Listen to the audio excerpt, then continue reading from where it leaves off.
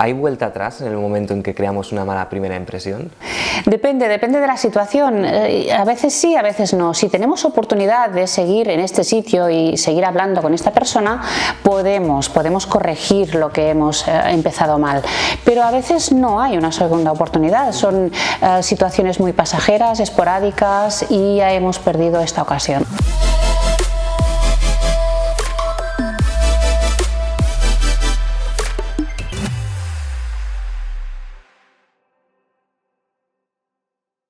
Hola a todos, bienvenidos una semana más a The Success Academy. Yo soy Víctor Martín y hoy tenemos con nosotros a Teresa Baró. ¿Qué tal, Víctor? Muy bien, bienvenida al programa. Gracias. Teresa, muchas gracias Un placer. por estar aquí con nosotros.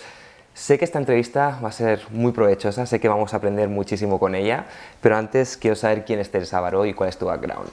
Bueno, Teresa Baró es una chica ex tímida que tuvo que luchar mucho para dejar de serlo, tenaz, luchadora y además con una gran vocación por la educación, por la enseñanza y muy interesada en los temas de comunicación, de la comunicación humana. A mí me gusta saberlo todo acerca de las posibilidades de relación y sobre todo de relación exitosa entre las personas. Un tema sin duda súper interesante. Mi primera pregunta, Teresa, es algo que me genera bastante curiosidad. Me gustaría saber cómo podemos crear una primera buena impresión con los demás. Bueno, la primera impresión es un momento muy complejo y a veces no lo tenemos en cuenta, pero para empezar hay un tema de tiempo. Es cuando es una cita, por ejemplo, pues llegar a la hora correcta. Esto es ya parte de esta primera impresión. Después está el aspecto. Es cómo se espera que nosotros vistamos o nos arreglemos para esta ocasión. No siempre es lo mismo. Y además nuestro lenguaje corporal. Lógicamente necesitamos una buena sonrisa porque es el gesto de bienvenida que tenemos los humanos y después saber gestionar también esta parte de las distancias personales, la proximidad física y el tacto, ¿no? El cómo saludamos, con qué rituales nos vamos a presentar. Todo esto forma parte de esta primera impresión. ¿Hay vuelta atrás en el momento en que creamos una mala primera impresión? Depende de la situación. A veces sí, a veces no. Si tenemos oportunidad de seguir en este sitio y seguir hablando con esta persona, podemos corregir lo que hemos empezado mal. Pero a veces no hay una segunda oportunidad. Son situaciones muy pasajeras, esporádicas y ya hemos perdido esta ocasión. ¿Y es cierto que solo hay unos segundos para crear esa primera buena impresión o no es así realmente? Y te diría que en menos de un segundo incluso. Lo que pasa es que en menos de un segundo lo que percibimos es si esta persona resulta una amenaza para nosotros. Entonces esto nos pone en alerta. Y en estos primeros segundos sí que nos vamos formando una idea de la personalidad, del estatus, de qué relación quiere establecer con nosotros esta persona. Has comentado el tema de la sonrisa. Me pregunto si sonreír demasiado puede generar el efecto contrario. Sí, la sonrisa tiene que ser natural, franca y oportuna. Muy importante que sea oportuna. Mira, un exceso de sonrisa puede parecer que quieren algo de nosotros, que hay un interés. También puede ser por nervios. Hay sonrisa permanente de nerviosismo. Hay sonrisas de incomodidad. Hay sonrisas de docilidad y de sumisión. Entonces tenemos que saber cómo es nuestra sonrisa. Realmente la sonrisa de este contacto, de esta buena primera impresión y de la cordialidad es una sonrisa franca y abierta. ¿Qué rasgos podemos conocer de una persona por esa forma de moverse? Mira, podemos saber su cultura de origen, podemos saber también su clase social o el nivel de educación que ha tenido, podemos saber la personalidad o si en este momento le está pasando algo a nivel emocional, si está asustada, si tiene unas determinadas intenciones respecto a nosotros o la relación, si está nerviosa, si está segura, si está contenta, si está triste. Todo esto nos lo dice su cuerpo, no hace falta que abra la boca. Ostras, ¿cuáles son los gestos que más nos delatan? que nos delatan en el sentido de que estamos transmitiendo algo que no nos gustaría transmitir. Correcto. Bueno, pues de todo.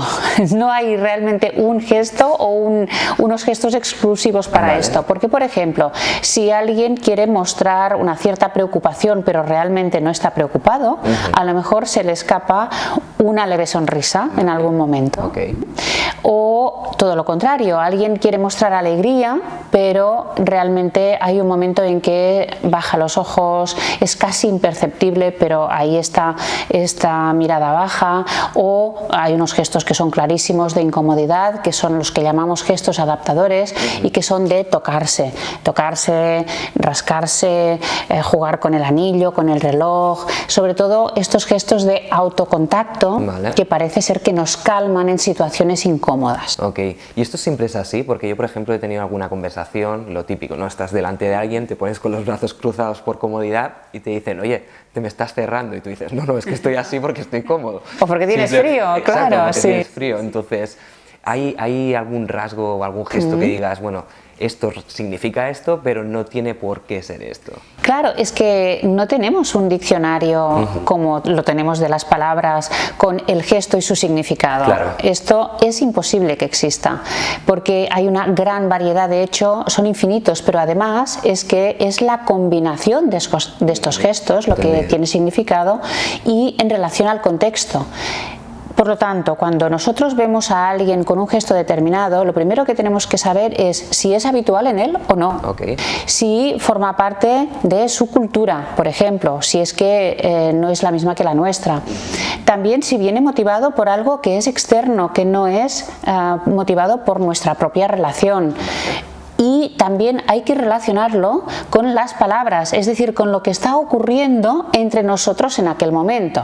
A ver, si este gesto de cierre va relacionado con, por ejemplo, con algo que tú me has dicho, pues a lo mejor sí que tiene alguna coincidencia, pero si no, no. Tenemos que ser muy prudentes en la Vale, o sea que no siempre lo tenemos que interpretar con el significado que creemos que tiene, ¿no? Hay que analizar todo. Estupendo. ¿Es cierto que con el lenguaje corporal se puede saber si una persona está mintiendo o no? ¿O eso es un mito? Es bastante mito. Sí, incluso lo de la mirada, ¿no? ¿Para dónde está mirando en el momento en que piensa? ¿Si está imaginando o si está...? Ahora hay estudios rigurosos, científicos, que dicen que no está comprobado que esto sea así, la dirección de la mirada. Nos han estado engañando durante todo este tiempo. Bueno, no, eso pasa mucho en cuestiones de lenguaje corporal, son estudios muy nuevos y bueno, y la verdad es que hasta que no podamos leer el cerebro, propiamente dicho, pues no podremos saber muchas cosas. Pero sí que es cierto que hay indicios, puede haber indicios sobre un engaño o un intento de engaño o de mentira, pero no son indicios propiamente asociados a la mentira, sino que son indicios de inseguridad o de nerviosismo, o por ejemplo un indicio de por ejemplo, como estoy haciendo yo ahora, ¿no? De una pausa porque tú tienes que inventar algo, tienes que pensar algo y normalmente es más lento si estás inventando que si estás recordando. Claro. Pero también tenemos que ser muy prudentes en todo esto. Por el lado contrario, ¿cómo podemos transmitir credibilidad con nuestros gestos? La credibilidad se transmite con la coherencia, sobre todo. Es decir, lo que digo con las palabras y todo mi lenguaje corporal. Pero no solo esto, sino también el cómo soy yo en general. Es decir, que esta persona que, por ejemplo, siempre tiene un tono muy informal, muy jovial, un día quiere parecer muy serio, muy formal, pues a lo mejor no le saldrá de una forma auténtica.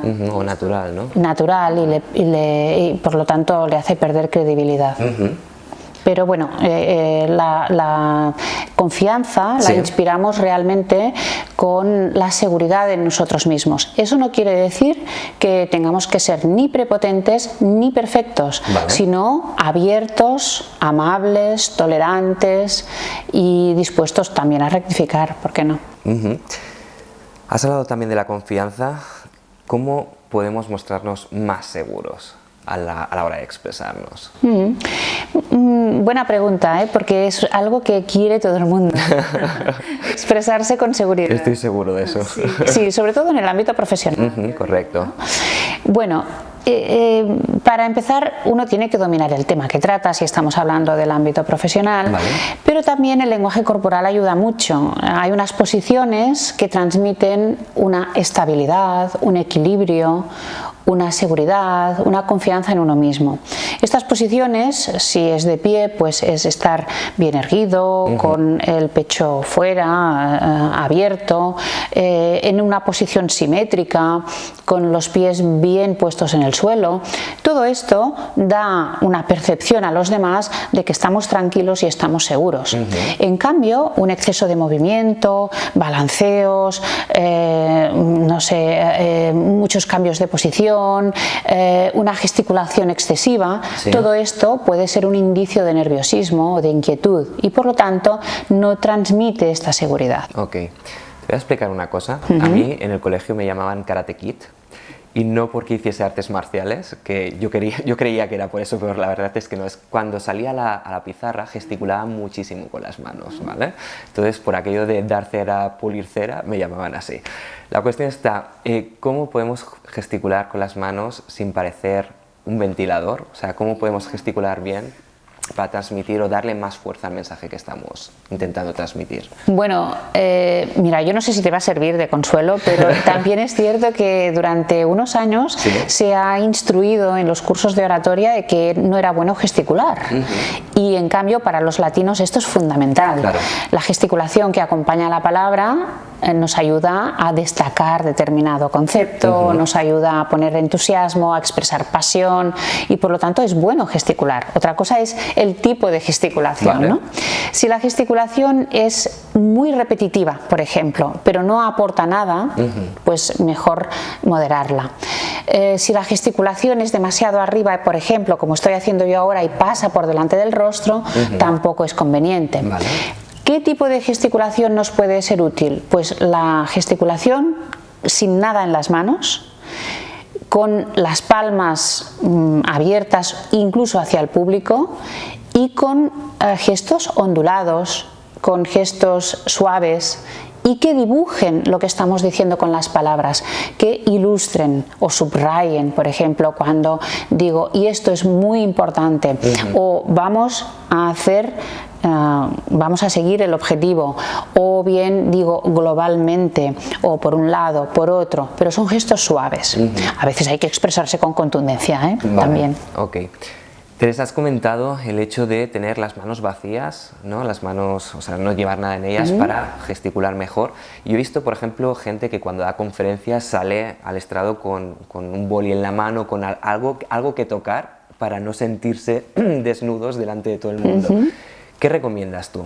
¿Llevar algo en la mano? ¿No llevarlo? O sea, ¿en qué casos? Llevarlo si no lo necesitas es absurdo. Y esto es como el niño que se lleva el chupete. Vale. Además, esto transmite una cierta inseguridad, precisamente.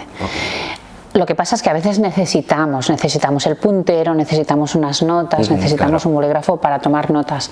Pero si es posible, es mucho mejor hablar sin nada, porque las manos entonces están libres y actúan armónicamente. Las manos son dos gemelas y tienen que estar relacionadas armónicamente, por lo tanto mejor no llevar nada.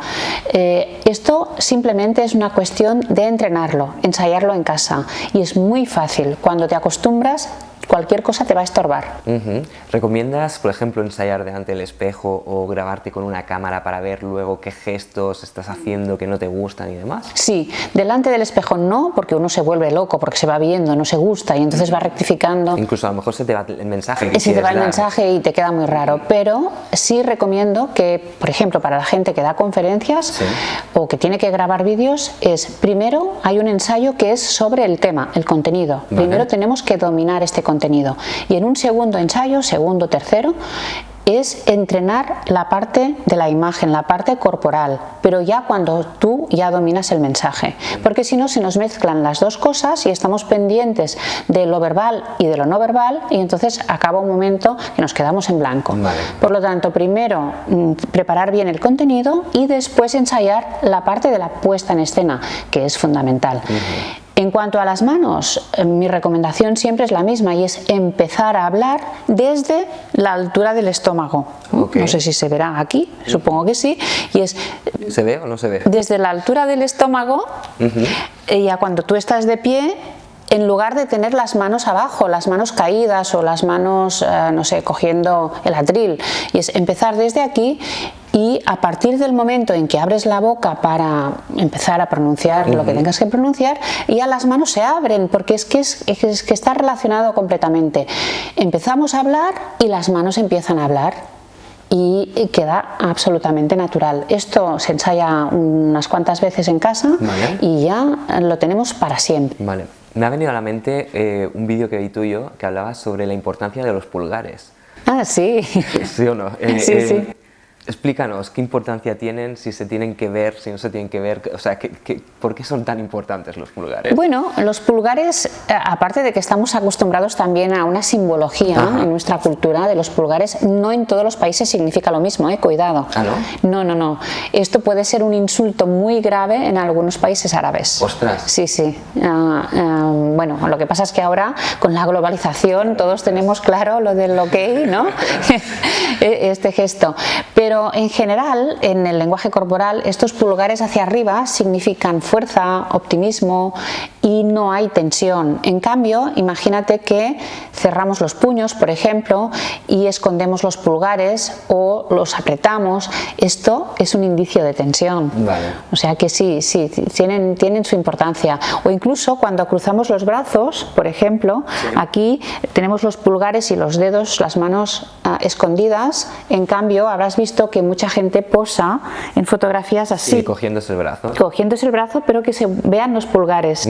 Pues, ¿por qué? Porque es un gesto que parece más positivo.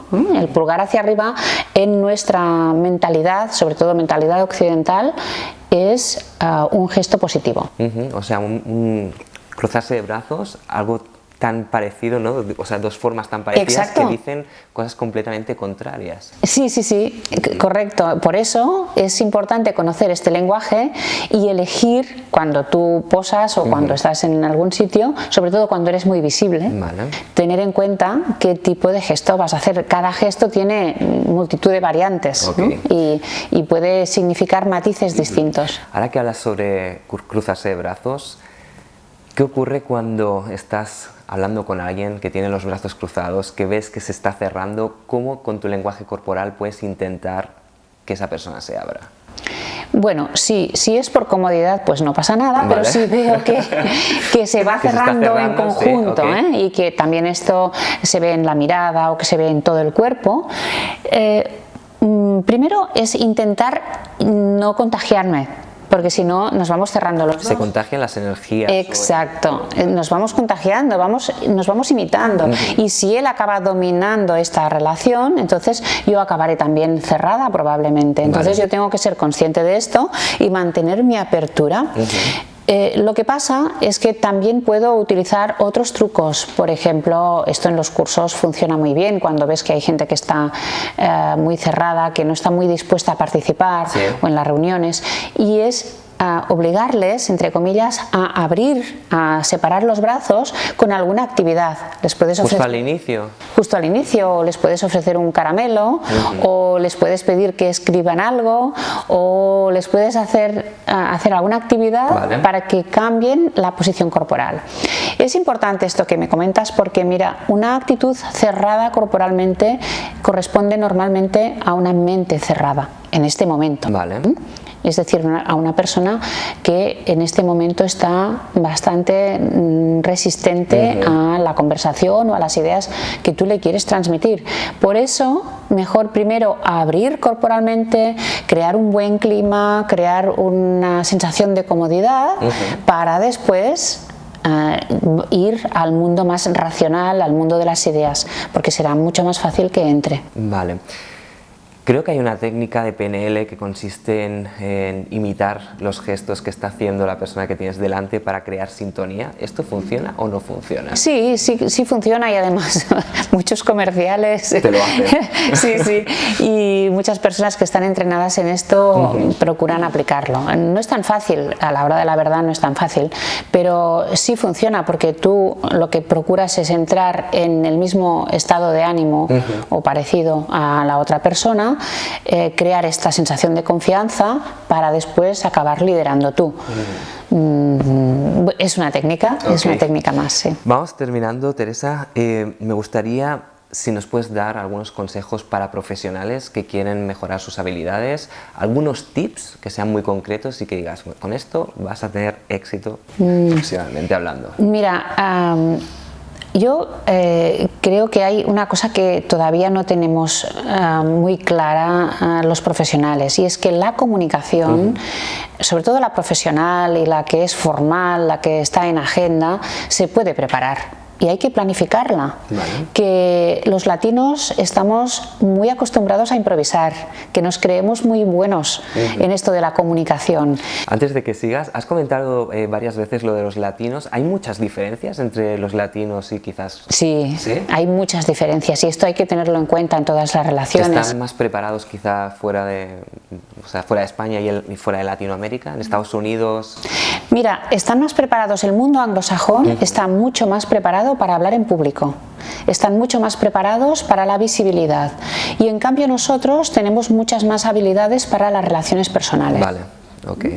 Pero claro, cuando por ejemplo tenemos trato con profesionales de todo el mundo, pues esto hay que tenerlo en cuenta. Claro. Y volviendo al tema de la preparación, pues esta es una de las cosas que hay que preparar. Nos tenemos que informar de cómo son las demás personas, de dónde provienen, qué cultura tienen, pero no solo esto, sino pues dónde va a tener lugar este evento o esta reunión, cómo preparo yo este espacio para que el otro se sienta cómodo o incómodo, si es que me interesa esto. Vale. Es decir, que hay todo un procedimiento para preparar el escenario donde se va a producir la interacción. Y a partir de aquí, aparte de la preparación, hay unas habilidades. Claro, las habilidades que todos podemos entrenar y que podemos mejorar cada día. Pero para mí, una de las carencias que más tenemos es la falta de preparación. Vale. Tú has escrito varios libros, Teresa. ¿En cuál de ellos podemos encontrar más información sobre este tema? Mira, si es sobre lenguaje no verbal, es en la gran guía del lenguaje no verbal. Y sobre otras situaciones y problemas o situaciones delicadas típicas del ámbito personal y profesional, es el manual de la comunicación personal de éxito. De hecho, es un libro que yo escribí como yendo 30 años para atrás, que es el libro que a mí me hubiera gustado tener a los 20 y tantos, cuando empezaba a trabajar y me encontraba en situaciones complejas y que no sabía cómo solucionar. Bueno, pondremos los enlaces para que la gente que está viendo esto y está escuchando el podcast, pues que pueda encontrarlo de forma rápida. Me gusta finalizar las entrevistas, Teresa, con una pregunta, que es ¿qué es para ti el éxito? Para mí el éxito tiene dos vertientes. Una es hacer en la vida lo que te gusta, y como la profesión son muchas horas, pues tener una profesión que te guste, esto ya es un éxito. Y la otra es en la vertiente más personal, y es tener relaciones de calidad con las personas que tú quieres. A las que quieres, pero además las que tú eliges. Relaciones de calidad. Para mí esto es lo que produce más bienestar y lo que me produce más felicidad, y por lo tanto esto es el éxito. Teresa, lo dejamos aquí. Muchísimas gracias por esta entrevista, gracias por mostrarnos cómo tenemos que comunicarnos mejor con nuestro lenguaje no verbal, y te deseo muchísimo éxito. Gracias a ti y mucho éxito también. Gracias. Si te ha gustado la entrevista, dale un like al vídeo, sobre todo suscríbete al canal también, y no olvides de activar las notificaciones para enterarte de las próximas entrevistas. Y nada, me despido ya de ti y nos vemos en el próximo vídeo. Un saludo.